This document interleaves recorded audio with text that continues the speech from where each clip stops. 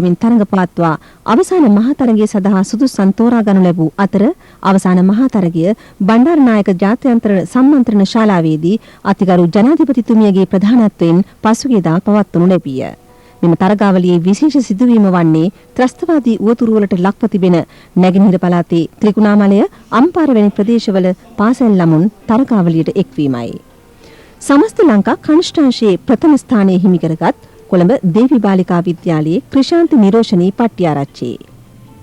බණ්ඩාරනායක කලේ හවර අන්තිමේ පුද්ගලයෙක් දැන් බල අවධානය කරන්නට බුද්ධිමතුනි එදා 1899 දුරුතු මාස 8 වෙනි දින අනාගත ලංකාවේ පාලන බලයේ නියමුවනන් වන්නට මහා දේශපාලන පෙරළියක පෙරළිකාරයන්න් වන්නට අස්වැනියාට සත්වන්නට අහිංසක දුගියාගේ මහා ගැලවුම් කාර්යයන්න් වන්නට ජන සම්මතවාදයේ කලා මේ රටේ රටවැසියා පෙළඹූ ශ්‍රී ලංකාවේ පරිවර්තන යුගයේ සමස්ත ලංකා ජ්‍යෙෂ්ඨ අංශයේ ප්‍රථම ස්ථානය හිමි කරගත් මහනුවර ශාන්ත සිල්වෙස්ටර් විද්‍යාලයේ කෝසල ප්‍රියංග පතිරගේ සිංහල දෙමළ මුස්ලිම් වර්ග ආදී ජිමින්සදී දහතිය සූද විදිහට සඳරුතරේ යුක්ත දැනෙන මහා මාර්ගය පිළිගන්න. මෙන්න මේ ආකාරයෙන් ජනතාව අතරට ඇවිල්ලා මොනවද කිව්වේ? සිංහල දෙමළ මුස්ලිම් වර්ග ජනතාවනි එක්වන්න අප සැබෑ නිදහසක් ලැබිය යුතුයි. ඒ සඳහායි අපි 56 නිහඬ විප්ලවය තුළින් පාලනය ඇල්ලගත්තේ. එකතු වෙලා අසමගිය දුරු කරමු, සමගියෙන් රට හදමු. ප්‍රධාන ආරාධිතා වශයෙන් සහභාගී වූ අතිගරු ජනාධිපතිනි චන්ද්‍රිකා බණ්ඩාරනායක කුමාරතුංග මැතිණිය උත්සව සභාව අමතමින් ගරුතර මහා සංඝරත්නයේ අවසරයි බණ්ඩාරනායක කෞතුකාගාර කමිටුවේ සභාපතිනිය ගරු අග්‍රාමාත්‍යතුමියනි, කෞතුකාගාර කමිටුවේ සමාජික නොවන මහත්වරුනි, අමාත්‍යවරුනි, මන්ත්‍රීවරුනි, මිත්‍රවරුනි, දරුදරියනි, බණ්ඩාරනායක කෞතුකාගාර කමිටුව විසින් බණ්ඩාරනායක ශ්‍රීමතාණන් සැමරීම පිණිස වසරක් පාසා මෙවැනි තරඟ මා දන්නා තරමින් දශක දෙකකට අධික කාලයක් තිස්සේ පවත්වා තිබෙනවා. නොයෙකුත් කරදර ප්‍රශ්න මැද්දේ දිවයින පුරාම මෙම තරඟය සෑම වසරක් පාසාම මේ කාලය තුළ පවත්වමින් ඒ කටයුතු සාර්ථකව සංවිධානය කිරීම පිළිබඳ අපි එම කමිටුවේ සියලු දෙනාටම අපගේ ප්‍රණාමය පුද කළ යුතුව තිබෙනවා.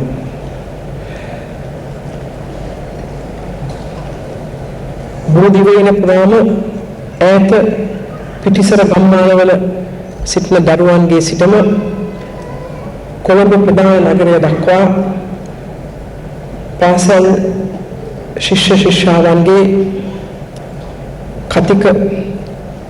කතිකත්වය දියුණු කිරීමට, වර්ධනය කිරීමට, ඔවුන්ගේ චතුර දක්ෂතාවයන් මුළු රටටම විදහා දක්වන්නට පවත්වන ප්‍රධානතම තරගය මෙයයි කියා මම හිතනවා. ඇත්ත වශයෙන්ම බණ්ඩාරනායක අගමැතිතුමා සැමරීමට අපට කරන්නට පුළුවන් වටිනාම දෙයක් හැටියට අපට මේ කතික තරඟය හඳුන්වන්නට පුළුවන්. එතුමාගේ අනිකුත් අපි ගරු කරන, අගය කරන දක්ෂතාවයන් අමතරව එතුමා අපරටේ පමණක් නොවේ ජාත්‍යන්තර වශයෙන් ප්‍රසිද්ධ වී තිබුණු එතුමාගේ විශේෂ දක්ෂතාවයක් කතිකත්වයේ බව මම විශේෂයෙන් සඳහන් කරන්නට අවශ්‍ය නැහැ. කුඩා වයසේ සිටම පාසල් යුගයේදීත් ඉන්පසු ඉංගලන්තයේ ඔක්ස්ෆර්ඩ් විශ්වවිද්‍යාලයේදීත් එතුමා කතිකත්වයෙන් විශේෂ දක්ෂතාවයක් විදහා දක්වා තිබෙනවා. ඉන්පසු අප රටේ දේශපාලන ක්ෂේත්‍රයේ පාර්ලිමේන්තුවේ පමණක් නොවේ ජනතාව අතරට ගොස් එතුමාගේ ඒ දක්ෂ කතිකත්වය තුළින් එතුමාට හදවත් දසදහස් ගානාවක් දිනා ගන්නට හැකි වුණ බවත් රහසක් නොවේ. අත්ත වශයෙන්ම කතිකත්වය කියන්නේ ලස්සන වචන මාලාවක් ප්‍රකාශයට පත් කිරීම පමණක් නොවේ. කතිකත්වයේ එක ප්‍රධාන අංගයක් එය වෙනවා. නමුත් ඒ ලස්සන වචන මාලාව ප්‍රකාශ කරනවා වාගේම ඒ වචන තුලින් ප්‍රකාශ කරන පිළිබිඹු කරන අදහස් ඒ තරම්ම ප්‍රධාන වෙනවා. මම හිතන හැටියට ඊටත් වැඩිය ප්‍රධාන වෙනවා. කතිකයාගේ මනස සහ කතිකයාගේ හදවතේ ගැබ් වී තිබෙන හරය හැඟීම් අදහස් චේතනාවන් හරියාකාරව තමන්ගේ අදහස් ප්‍රකාශයට පත් කරන්නට පුළුවන් ඒ දක්ෂතාවය තියෙන කතිකයාට හැකිවන්නට ඕනේ. බණ්ඩාරනායක ශ්‍රීමතාණන් ඒ සියල්ල ඉතා දක්ෂ ලෙස තමාගේ කතාවල් අහගෙන හිටපු අයට ප්‍රකාශ කරන්නට එතුමාට ඒ හැකියාව තිබුණා. ඒ ආකාරයේ චතුර කතිකත්වයක් තිබෙන අය මා දන්නා තරමින් ඕනෑම සමාජයක ඉතා සුළු වශයෙන් සිටින්නේ.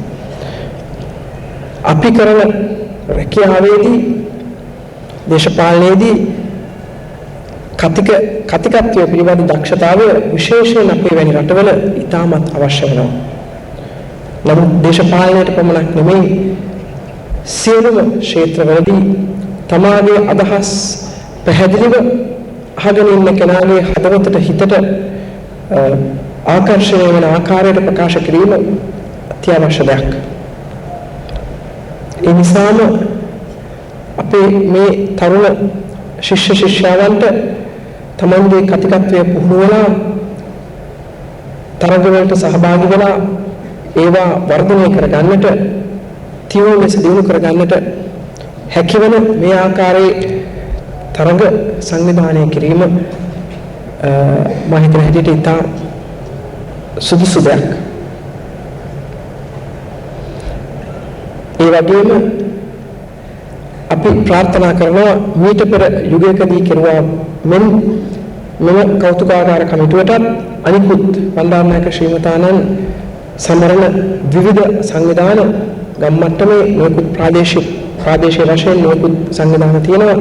ඒවා තුලින් කතික තරඟ මෙන්ම රචනා තරඟ, නාට්‍ය තරඟ, සංගීත, ගීත, ගද්‍ය, පද්‍ය මේ සියල්ලම දරුවන්ට ප්‍රකාශයට පත් කරන්නට හැකිවන ආකාරයේ තරඟ පවත්වන්නට හැකි වේ කියලා අපි ප්‍රාර්ථනා කරනවා. ඒ වගේම බණ්ඩාරනායක ශ්‍රීමතාණන් සමරන මෙවැනි අවස්ථාවක මා විශේෂයෙන් කියන්නට අවශ්‍ය නැහැ. එතුමාගේ ඒ විශේෂ ලක්ෂණ අපේ මේ දරුවන් තුළ වර්ධනය කරගන්නට අවස්ථාව ලබා දෙනවා මෙන්ම අපිට තවත් කරන්නට වැඩ රාශියක් තිබෙනවා. එතුමා අප රටේ ජනතාවට උරුම කර දුන් එතුමාගේ පැහැදිලි නිර්මල ප්‍රතිපත්ති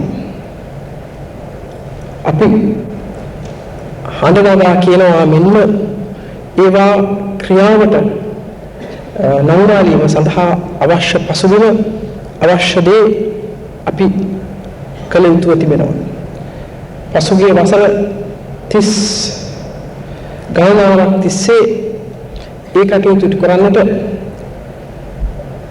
අප පක්ෂයේ සභාපතිනිය බණ්ඩාරනායක අගමැතිනිය බණ්ඩාරනායක මැතිනිය විශාල පරිශ්‍රමයක් දරලා තියෙනවා. එමෙන්ම අප පක්ෂයට මේ ව්‍යාපාරයට සම්බන්ධ දසදහස් ගණනාවක් නොයෙකුත් මට්ටම් වල නායකත්වයේ දරන අය මෙන්න ඒ සියල්ලටවත් වැඩිය ගම් බනවල ගුටි කකා නොයෙකුත් වද හිංසාවලට මුහුණ දෙමින් ඒ ප්‍රතිපත්ති තුළ තිබුණ විශ්වාසය නිසා මේ අපේ ව්‍යාපාරය සමග නොයෙකුත් පක්ෂ තුළ ඉඳගෙන නොයෙකුත් ව්‍යාපාර තුළ ඉඳගෙන විශේෂයෙන් ශ්‍රී ලංකා නිදහස් පක්ෂය තුළ ඉඳගෙන ඒ සටන් වලට ජීවිත පරිත්‍යාගයෙන් සම්බන්ධ වුණ සියලු දෙනාම අපි මේ අවස්ථාවේදී සිහිපත් කළ යුතුයි කියලා මම යෝජනා කරනවා. ඒ සමගම එතනින් එහාට අපි ගමන් කරමින් අපට සෑම ක්ෂේත්‍රයකම රාජ්‍ය අංශයෙන් අපට හැකි තරමට අනිකුත් අංශවලින් කලාවතින් සමාජයේ විවිධ ක්ෂේත්‍රයන් තුළ එතුමාගේ ඒ පණිවිඩය තුළ ගැබ්වී තිබුණු ඒ මහා හරය ඇත්ත වශයෙන්ම අපේ රටට ජනතාවට නොමැකෙන අයුරු ස්ථාපිත කර ගැනීමට අපි තව තවත් කැපවෙමු. ක්‍රියාවට නැංවීමේදී අවංකව ඉදිරියට යමු කියලා මම යෝජනා කරනවා. අන්තිම වශයෙන් බණ්ඩාරනායක ශ්‍රීමතානන් සැමරීම සඳහා බණ්ඩාරනායක කෞතුකාගාර කමිටුවත් මැතිනිය ඇතුළු එම කමිටුවේ දිගින් දිගටම සේවය කරපු ඒ සියලුම සමාජිකාවන්ට සමාජිකයන්ට පෞද්ගලිකවත් අපේ පක්ෂයේ වෙනුවෙනුත් එතුමාගේ ප්‍රතිපත්ති අගය කරන සියලු දෙනා සමගත් මගේ ස්තුතිය ප්‍රණාමය පුද කරමින් මම ඉල්ලනවා. දිස්ත්‍රික් මට්ටමින් පවත්වනු ලැබූ තරගයන්හි ජයග්‍රාහක ජයග්‍රාහිකාවන්ට සහතිකපත් ප්‍රදානය බණ්ඩාරනායක කෞතුකාගාර කමිටුවේ භාණ්ඩාගාරික හේමසිරි ප්‍රේමවර්ධන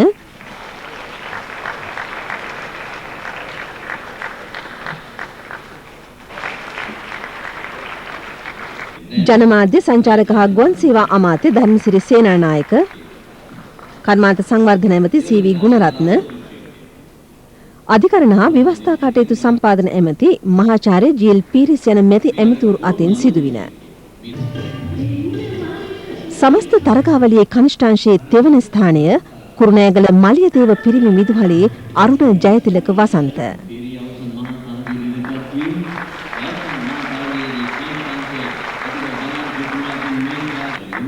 දෙවන ස්ථානය බණ්ඩාරවෙල මධ්‍ය මහ විදුහලේ මුදිත මිශාන්ත වේලාන් වීරසිංහ. ප්‍රථම ස්ථානය කොළඹ දේවී බාලිකා විද්‍යාලයේ ක්‍රිෂාන්ති නිරෝෂණී පට්ටිආරච්චි.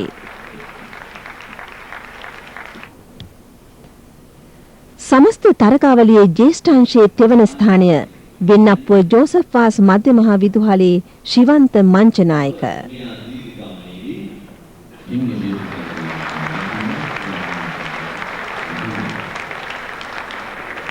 දෙවන ස්ථානය කොළඹ ඩී.එස්. සේනානායක විද්‍යාලයේ රන්මිනි තුෂාර. ප්‍රථම ස්ථානය මහනුවර ශාන්ත සිල්වෙස්ටර් විදුහලේ කෝසල ප්‍රියංග පතිරණ. බණ්ඩාරනායක කෞතුකාගාර කමිටුවේ සභාපතිනිය වශයෙන් ගරු අග්‍රාමාත්‍ය සිරිමාවෝ බණ්ඩාරනායක මෙතනිය කටයුතු කරන අතර සුනේත්‍රා බණ්ඩාරනායක මහත්මිය ලේකම් වශයෙන් කටයුතු කරයි. වසර ගණනාවක් පුරා මේ දෙරණතලය සිසාරා බණ්ඩාරනායක චරිතාපදානයේ දෝංකාර දෙමින් නැගුණු හඬ කල්පාන්තයක් තෙක් ඇසේවා.